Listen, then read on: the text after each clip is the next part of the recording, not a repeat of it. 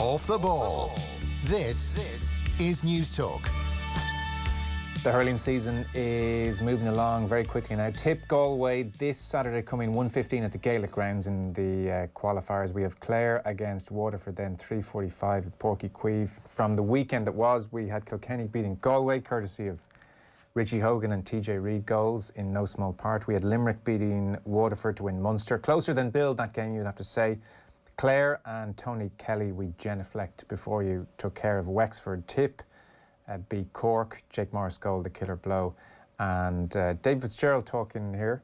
So after winning Leinster last year, Wexford, pale imitation, you would have to say, 13 and 7-point defeats. But Davy has confirmed this evening that he is going to stay on for another year with Wexford. This was him speaking after the loss at the weekend to Clare, when he was saying, really, as you'll hear, it would be down to the players and everybody else in Wexford, even though he did have another year agreed.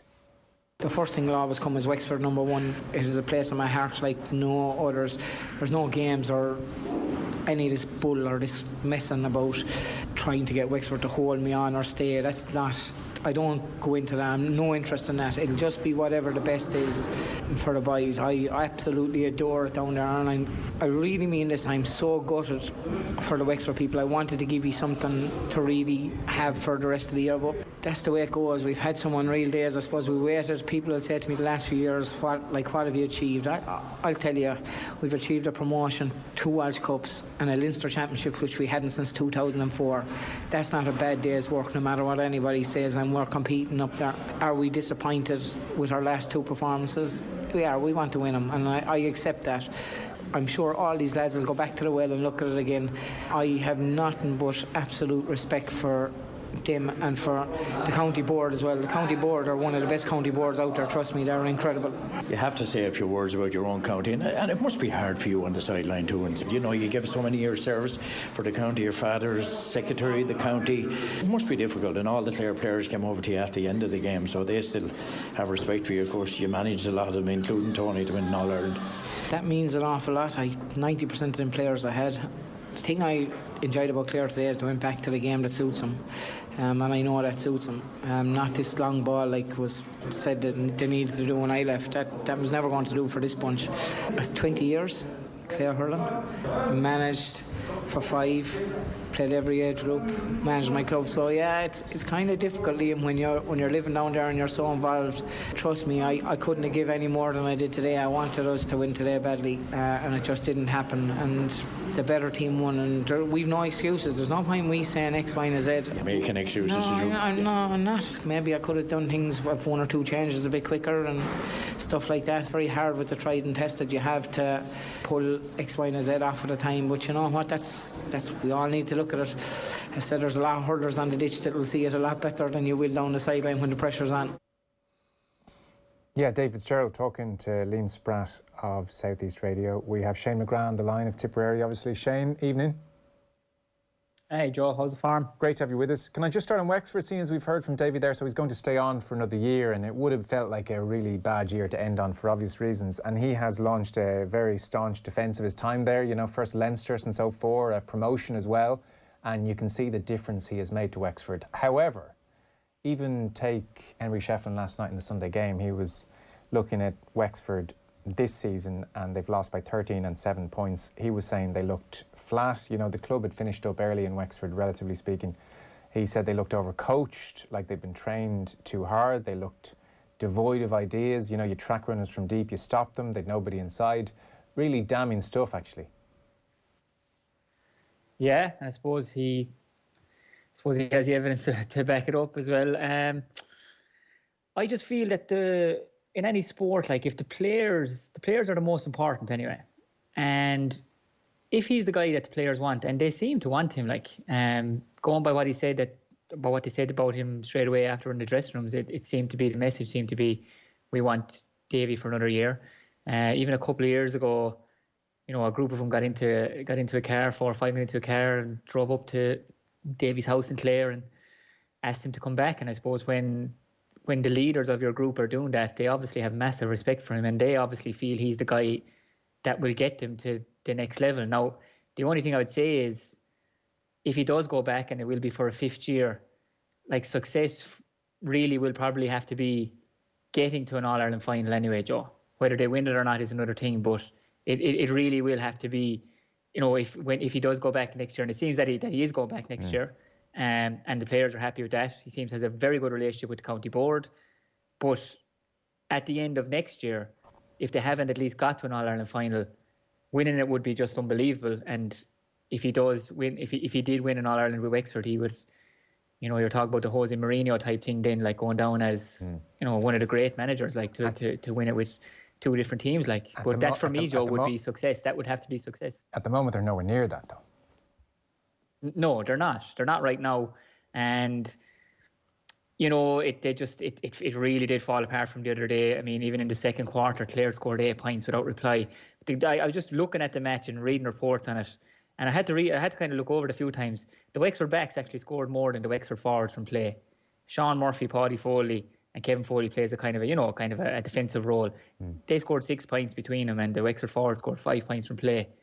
And there was Freeze thrown in there as well to get him up to 17 points, but as a forward unit, it did not happen for him. Did they miss Lee Chin? They obviously did. They obviously really did. His leadership, no more so than if Tony Kelly was missing the other side. But I mean, I think Lee Chin missing, right, they can use it, but I don't think, to be fair to Davy, he's not using this use. I think David McInerney was equally as big, if not a bigger loss for Clare as well, because he was their captain. He's suspended. He was hurling really well against Laois till he got the line.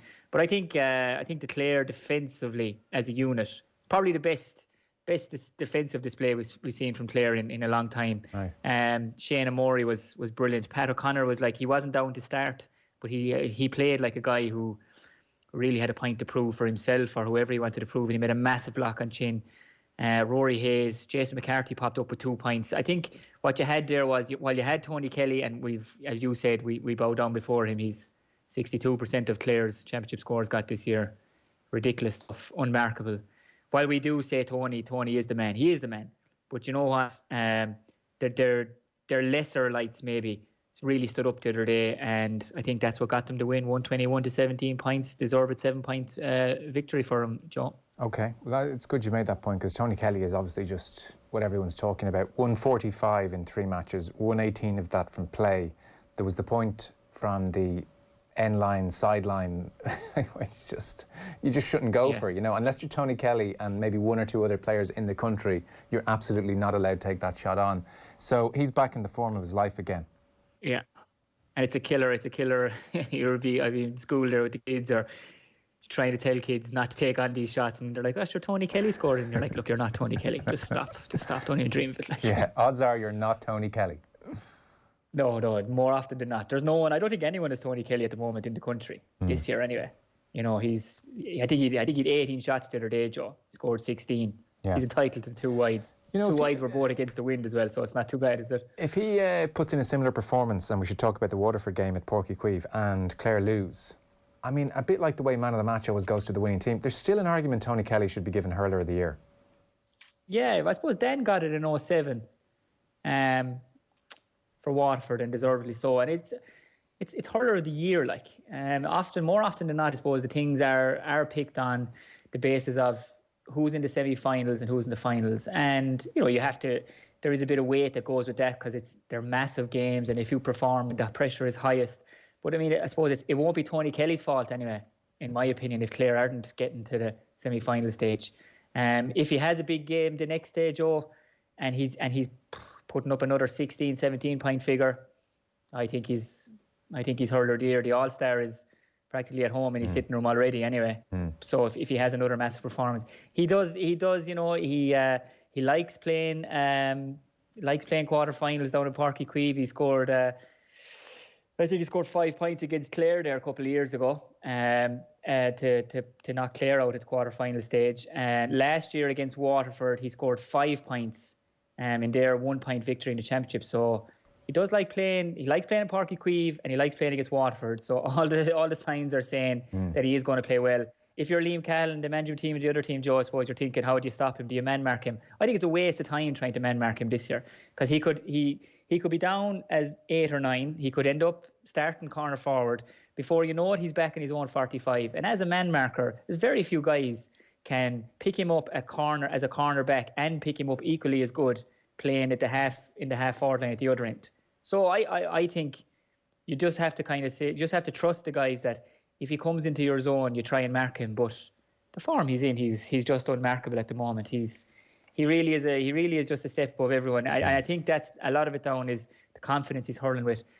I think also he hurls really, really well for his club around this time of the year. If Ballyhay get on well in Clare and they progress to a Munster Championship club, Tony Kelly hurls really, really well at this time of year. He seems to like this time of year, likes the pitches, doesn't seem to bother him. He just glides along them. So, that's a factor too. He's used to playing championship games at this time of year too, Joe. That's very interesting. I didn't realise that. Because even the way he ran pretty much the length of the pitch and then finished off that point, you could see the way he ate up the ground. So obviously, as you said, the heavy pitch is no issue for him. So Liam Cahill has spent a lot of his week watching Tony Kelly and scratching his head and thinking about that one. They were better than many people expected against Limerick. Limerick are Munster champions. Before Clare Waterford in Páirc Uí Chaoimh this Saturday, we have Tipperary Galway. So appetite suitably whetted for the weekend.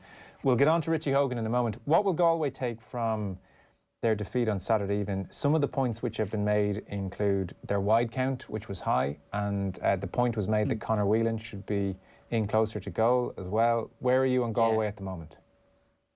I kind of look at them as they will feel it's a game they left behind them. While Kilkenny won it, and deservedly so, with their moments of brilliance from their two of the greatest Kilkenny hurlers of all time, they'll go down as. We'll come to them in a second, but I suppose Galway will look at it, 42 shots and scored 24. Kilkenny took 29 shots and scored 22. They were far more efficient. Joe missed, while he was brilliant in my opinion, he missed 5 scores from place balls. So I know he went for a goal at one of them and it was saved.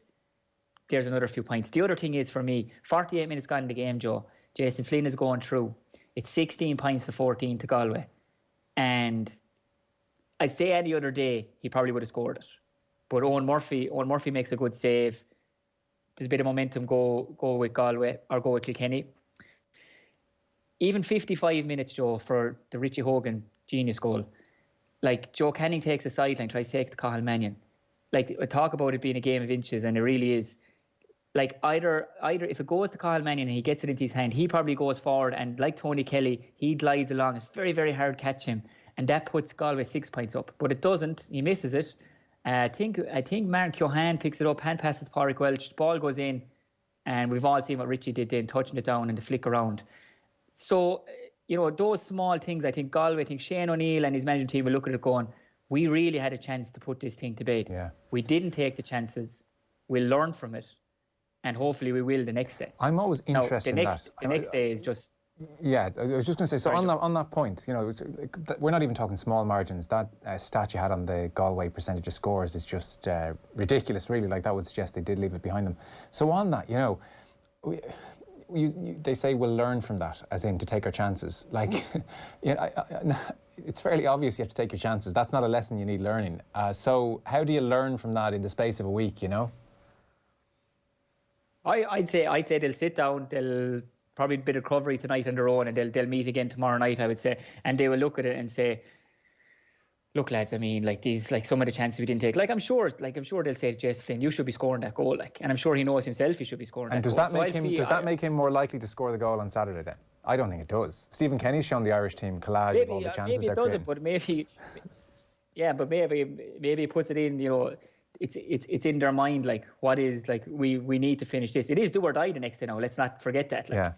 And it is against Tip, where 2010, a point in it, 2015, 1 point in it, 2016, 1 point in it, 2017, 1 point in it. You can see the kind of pattern we're developing. You don't have to be John Nash to see that pattern.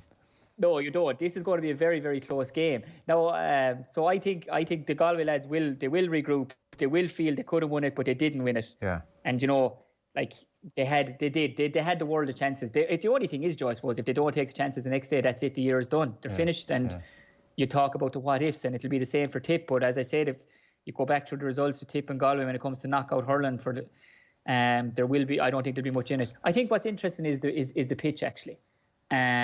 Galway have played up in Croke Park, where similar to Páirc Uí Chaoimh, pitch has been immaculate. Weather hasn't been too bad.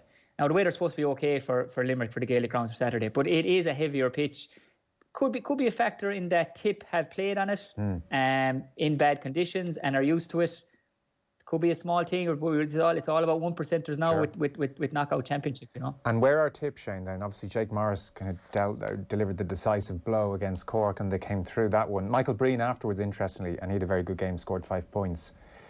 He was saying we just weren't ourselves against Limerick, and they're trying to get back to themselves, obviously. And, you know, we're not quite seeing the best of Seamus Callanan or John McGrath or Bubbles, you know, some of the marquee names just yet. Where are they? What kind of performance do you think is brewing for Saturday? Yeah, I think there's a big performance, and as I said, I do believe the weather is going by my Scandinavian friends in the YR weather app. They have told us that it's supposed to be okay for Saturday in Carradavin for the Gaelic ground. So, you know, that'll be a big thing that they should be able to get to hurl. But even the weather the other night, Joe, it's very interesting. I thought that everybody said, you know, there was a strong wind, but the wind and the rain in the first half was unbelievable. But the rain went in the second half, and the wind that was there, maybe it died a little bit. It actually allowed Tip to play the ball through the lines a little bit easier than maybe what Cork would have had in the first half. So that was very evident to tell in the fact that Shamey got 2 points from play in the second half, because the Tip boys were able to work the ball better through the lines. Now, you asked me a question, where do I feel they are? A lot of people are saying, oh, what about Bonner? He came after the 53 minutes. Like, that was Bonner's first inter-county championship match since he did his cruciate against Limerick. Yeah. So I think the lads were delighted he got to 53. John McGrath came off after 33 minutes. Just wasn't his day, but you know what? Willie Connors came on and he was exceptional. And the subs that came on for Tip, they got 3 points from play. They made a massive difference. Whereas if you take the subs from Cork, Dara Fitzgibbon, Conor Lehan, Aidan Walsh, 3 really good players. They got no scores for them. And that was a big difference in the subs bench. So I feel, Liam Sheedy has, you know, he's gone on record as saying that they let themselves down against Limerick and they felt they let the county down. They got a massive workmanlike performance out of themselves Saturday night against Cork.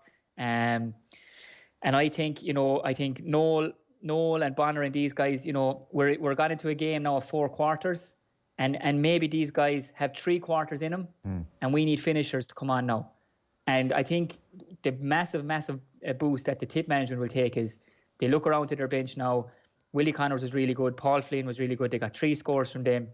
And they'll say, right, we've two more guys here that we can really, really trust in the heat of the championship if they have to be thrown in. And for me, what epitomised the whole performance was 2 clips in particular, Joe.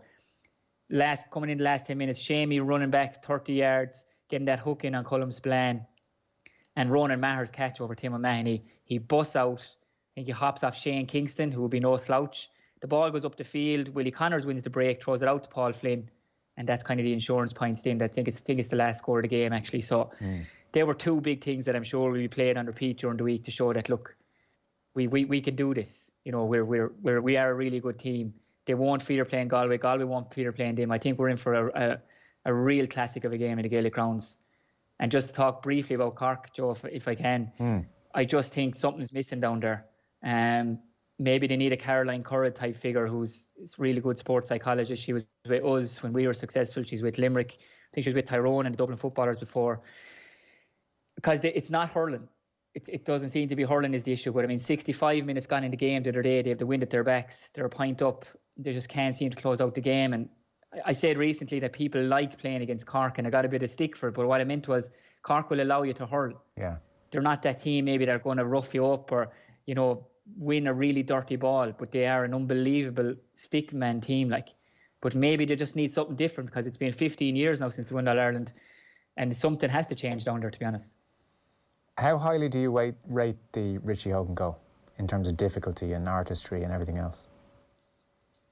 I think I was reading someone say that it's only something you might try with the young lads at home, or I'm teaching in school, I might try with the lads in the yard, if saying you might flick it over their head to say, you know, I wasn't too bad before, like. So, but I think it's something that only maybe the greats try. I wouldn't dream of trying it. I'd be fear I'd fall over myself, or the hurley would go in through, get stuck in the ground or something. I think the confidence he had to try it, and the last big games he played in Croke Park was with the All-Ireland last year, and we all know what happened then, and it was a real kind of a redemption for him. But it was just audacious, the way he touched it down, the way he turned his wrist to even flick it around Dahi Burke. And around Dahi Burke, like what a pillar of a man to try this on. And look, I'm like, you know, the Galway goalie, Aina, like he would have learned. Brendan said on the Sunday game, I think, that he'll learn maybe not to be coming out that far, to trust your full backs. But like, I mean, even just to touch it around him, the ball didn't touch the ground, he gets it, and then to scoop it into the net. It's just magic, like, really. You know, I think you could nearly close goal of the year now at this stage. He has it sewn up, and I think TJ's goal as well, Joe. It does get lost in the magic of Richie's goal because it happened so quick. But it's like, TJ for me will go down as one of, if not the greatest hurler, right? I just think he's unbelievable. But he wasn't happy to take that shot from between the 21 and the 14. He dummy shot, put it back on the hurley. He took it all the way in to where he knew he was putting it in the net. I think it's some lesson for kids or for anyone, really. Yeah. If you can take the shot from the 14, go in and take it. Lar Corbett was brilliant with us doing it. Rather than hoping it'll go in for the 21, take it in as far as you can. That's what Richie did. Hung it up in the top corner, and it's just this culture that they have down there, really, isn't it? Like that. Yeah. They never give up. They're never beaten. I think that Leinster title meant a lot to him the other night, and Brian Cody was really, really happy. Yeah, in his very nice black and amber mask. They never I haven't seen them celebrate a Leinster like that in a while. And you're so right about the Reid goal. You know, it oozes quality in a less eye-catching way. And great forwards in all sports dictate the terms of those moments. They're not rushed. You ain't rushing them. They're in charge. It's not you in charge of them. That's it. And like TJ probably knew he wasn't taking that shot from the 21, but the Galway defender didn't. I didn't. Put it back. I was watching at home. I thought he was about to shoot, and no chance. But that's it. He's such a class act. Yeah. Like, he really, really is. Another guy with a chance taking it on from the 21. Maybe got hooked, or maybe, you know, you make the keeper look like a hero, but not the TJs or the Richies of this world, you know. Shane McGrath, brilliant as always. We'll check in next week. Hopefully Tip Galway lives up to expectations, amongst other things. Hopefully, thanks, Joe. Emil. See you later. Thanks, Joe. All the best. Off the Ball on News Talk. The Future Proof Podcast. How will technology transform education?